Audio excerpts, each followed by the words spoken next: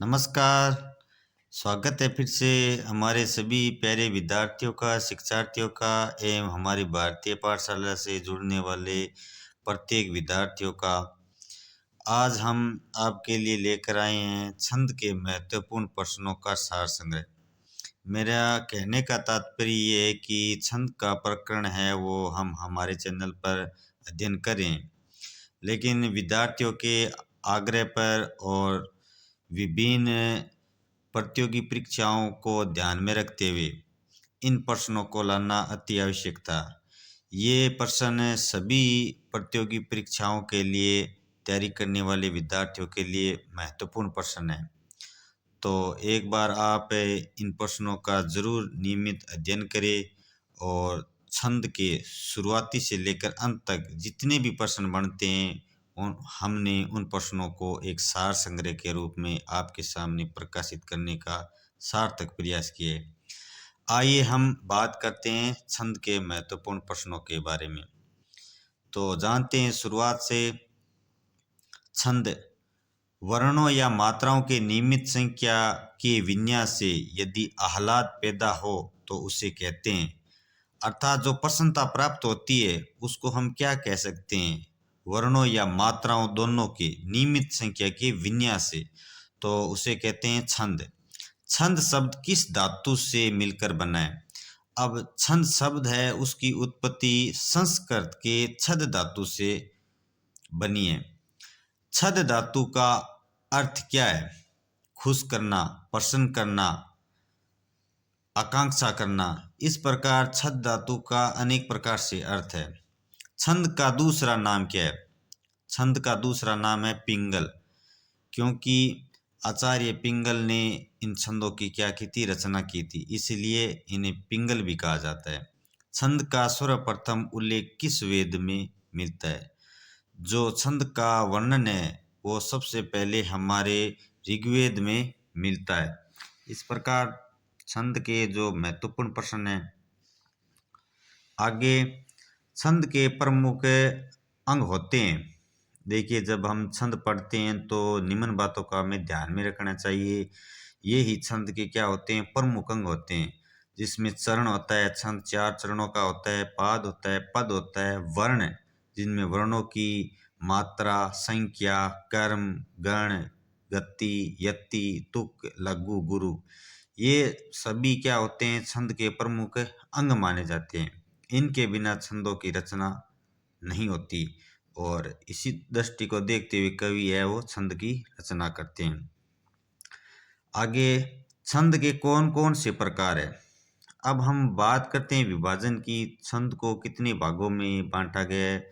एक तो होता है मात्रिक छंद, अर्थात मात्राओं के द्वारा उसकी गणना की जाती है। दूसरा है वर्णिक छंद, जो वर्णों के आधार पर गिना जाता है। तीसरा छंद होता है मुक्त छंद, जिसमें ना तो मात्राएं के द्वारा गणना होती है ना ही वर्णों के द्वारा। ये अपने आप में एक स्वतंत्र छंद होता है। आजकल के समय में जो कवि जिन छंदों की रचना करते हैं वो सारे मुक्त छंद है। आगे जिस छंद के सभी चरणों में वर्णों की संख्या समान रहती हो और लघु गुरु का क्रम समान हो उसे कहते हैं, तो उस छंद को वर्णिक छंद कहते हैं। क्योंकि जिस छंद के सभी चरणों में वर्णों की संख्या क्या रहेगी? समान रहेगी और लघु और गुरु का क्रम समान हो उसको हमेशा वर्णिक छंद ही कहते हैं।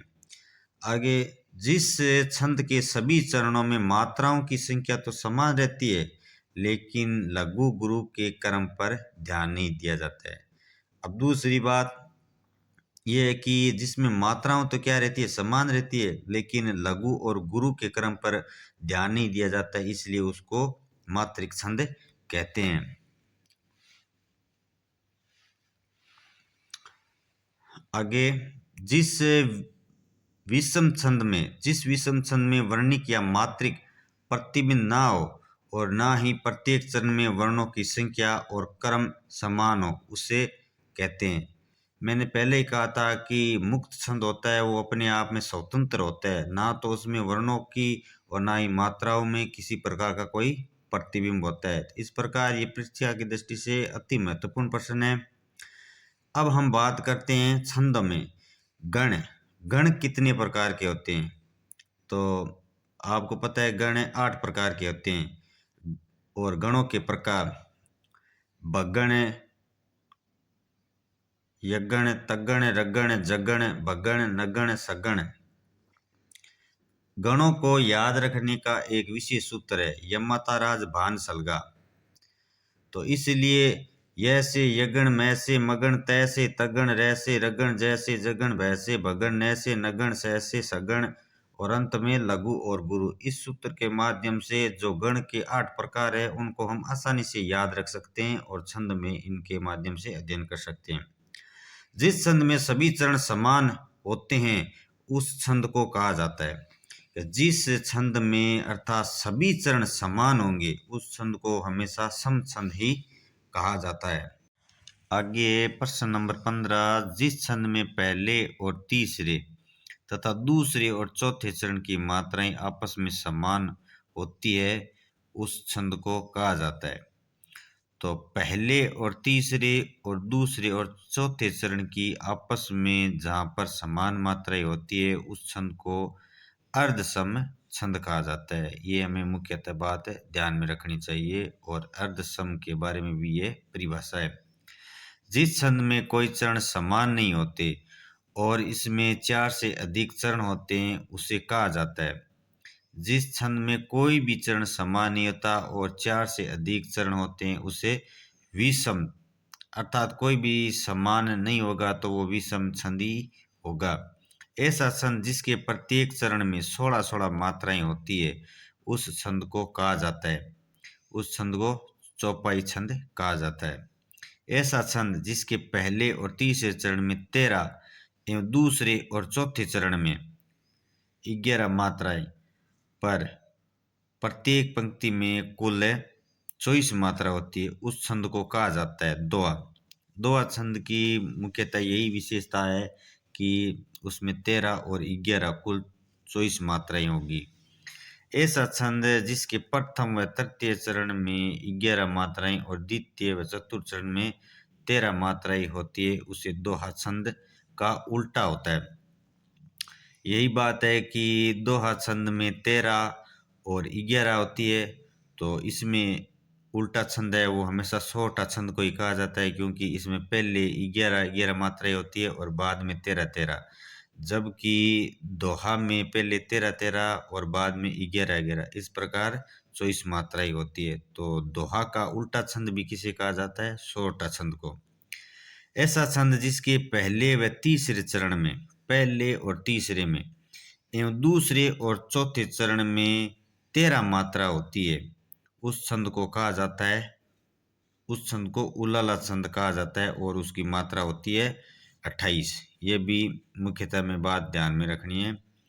ऐसा छंद जिसके पहले और तीसरे चरण में 12 मात्रा, पहले और तीसरे चरण में कितनी मात्राएं होती है? 12, और दूसरे और चौथे चरण में 7 मात्रा होती है उस छंद को कहा जाता है, उस छंद को बरवे छंद कहा जाता है। दोहा और रोला छंद से मिलकर बने छंद को क्या कहा जाता है?